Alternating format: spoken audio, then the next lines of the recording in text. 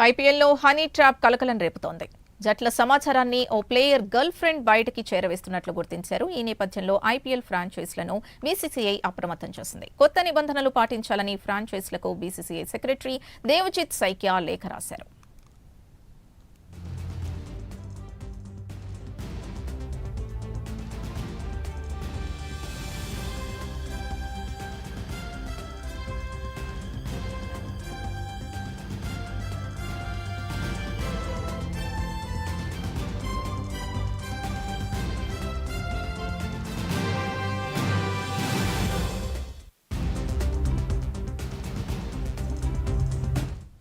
ఇదే అంశానికి సంబంధించి పూర్తి డీటెయిల్స్ మా ఎడిటర్ రాజు అందిస్తారు. రాజు. రైట్ సింధు, మొత్తానికి ఐపీఎల్ లో హనీ ట్రాప్ కలకలం రేగిందని చెప్పుకోవచ్చు.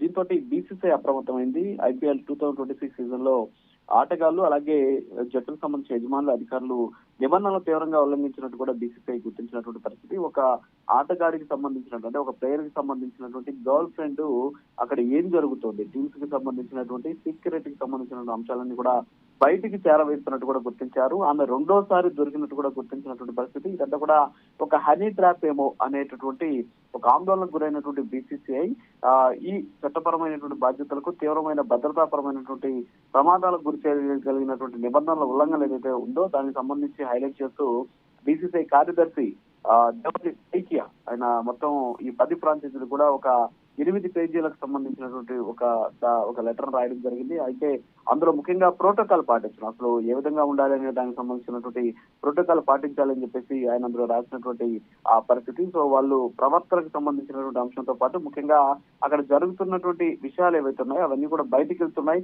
సో బయటికి వెళ్లకుండా చూడాల్సినటువంటి అవసరం ఉంది అని చెప్పేసి ఆయన చెప్పినటువంటి సిచ్యువేషన్ ఉంది. సో 8 పేజీల లేఖలో అనేక రకాలైనటువంటి అంశాలు కూడా రాసినటువంటి పరిస్థితి.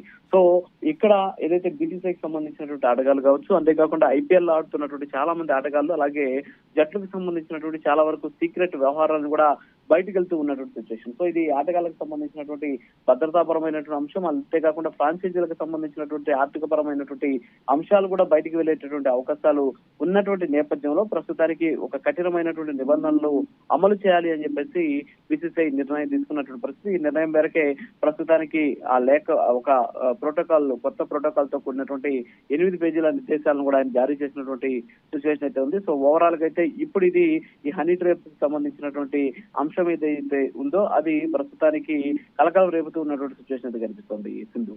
రైట్, థాంక్యూ రాజు.